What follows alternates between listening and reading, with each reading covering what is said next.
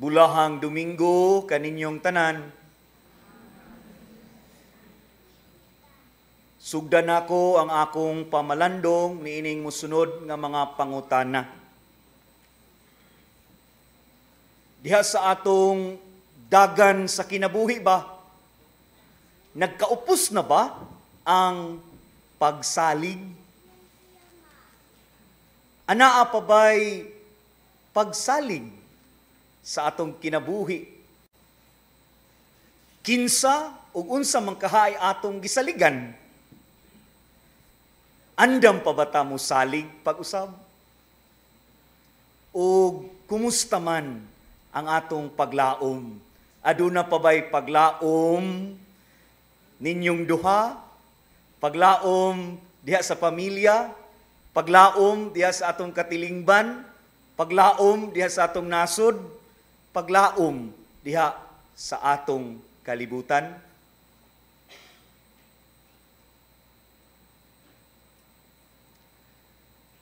Sa atong mga pagbasa karon mga igsuon, naabitaw ang interconnectedness sa atong pagtuo ug pagsalig sa Dios uban ug ang paglaom. The interconnectedness of faith and hope. Kamo na lay balik og basa sa atong mga pagbasa karon. Kung akong tagsa-tagsaon, basig maabtan tag alas 11. The interconnectedness of faith and hope. Agig pagpadayon, ining akong pamalandong, musumpay ta ani nga pangutana. Ngano kahang nawagtangan naman sa nganong niabot sa punto sa kinabuhi nga mawagtangan tag pagsalig? Ug ngano sad kaha nga niabot sa na siya nga punto sa kinabuhi nga mo question na ta na apabay paglaom ning tanan? Ngano kaha? Doon na lang ko'y duha ka punto nining akong pamalandong.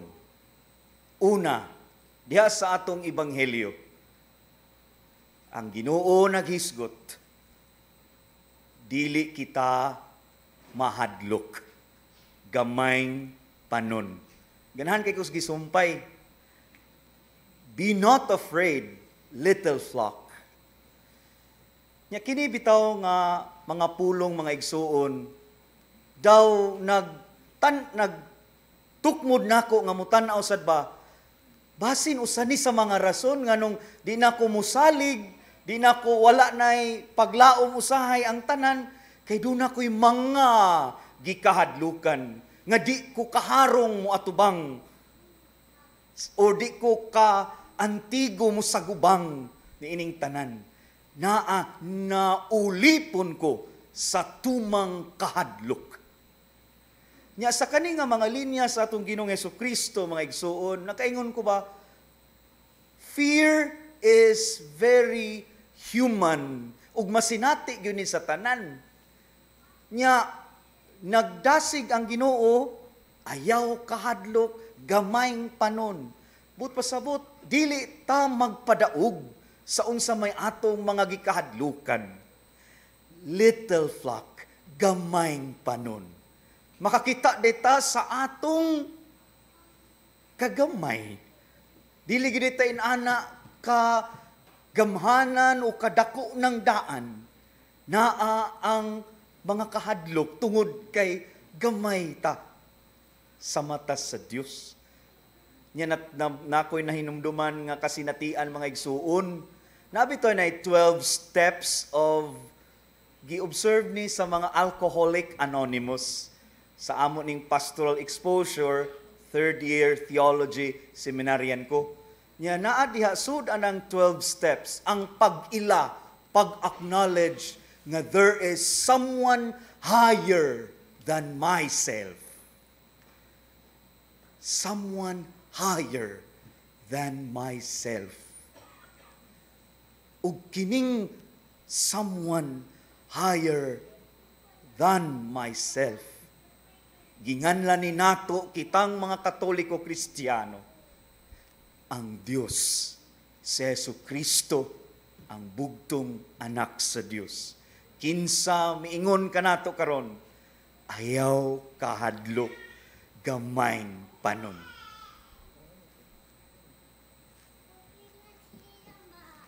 Kita nalay mangita og further nga meaning ani nga mga linya mga igsuon.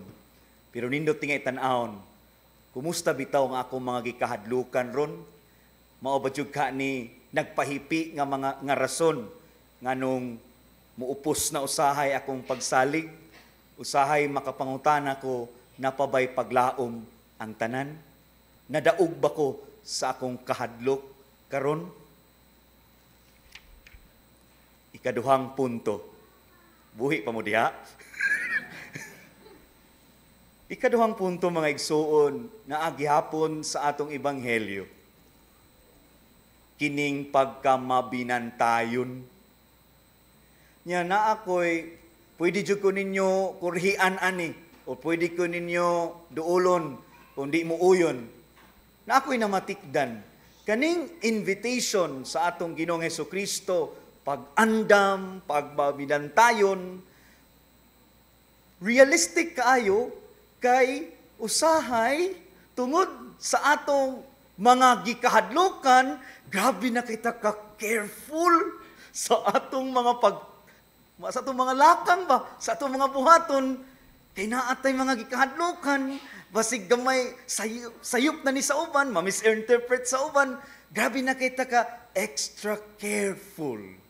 Kay mahadlok ta makasab-an, hadlok ta mabunalan, hadlok ta makurihian, sus dako na ba kong idan niya kasab-an ko kasab-an ko sa among pare, sus naatay mga gikahadlukan niya daw mao ni usahay atong gamiton aron ta mabinantayon, extra careful ta.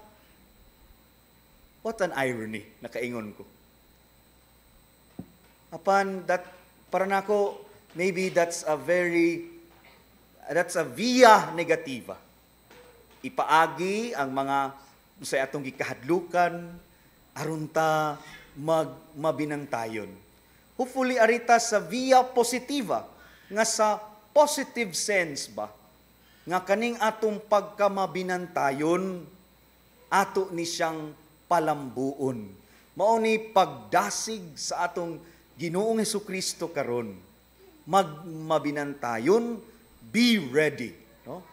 Suito ang mga niagi og training sa Boy Scout niini. Be prepared, be ready. Kay unsa may gipanglantawan ani mga igsuon, wa ligita masayod kun unsay dagan sa umaabot. Di nato kontrolado ang tanan. Ang ato ragyong mabuhat, mangandam, magmabinantayon. Ug diha sa atong pagkamabinantayon ug pagpangandam, hinaot pagbadlong sa atong pagkadako ra kay kumpiyansa usahay sa kaugalingon. Mao sini opposite sa mga tao nga wa na gikahadlukan. Grabe na kay kumpiyansa sa kaugalingon. Bantay ta. Kay basin mao na gipang giingon sa Ginoo, di ta kaybaw kanusa ang kawatan musulod sa atong panimalay manglungkab. That's a very negative again. Pero in a positive sense, kung di ta magbinantayon, di ta kabantay, ang Dios nagpabuhagay na diay sa iyang mga grasya diha nato. Di na ta kabantay ani dayon kay usahay lagi kung magpasulabi ang atong kahadlok. Magpasulabi ang kumpiyansa sa kaugalingon. Hait na mong tinanawan, makabantay ko, ako na ning undangon. Hinaot mga igsuon, ang mga imbitasyon niining atong mga pagbasa karon, pagtan-aw balik sa atong kapasidad nga musalig, kapasidad nga magmalaumon, bisan pa man ingon ani ang dagan sa panahon. Ug waon tay laing saligan, mga pulong sa atong Ginoong Hesukristo, ayaw kahadlok, gamayng panon. Ug labaw sa tanan, diha sa atong pagpadayon, dili ta magkumpiyansa lang, kundili batunan nato ang pagkamabinantayon. Hinaot pa unta. Amen.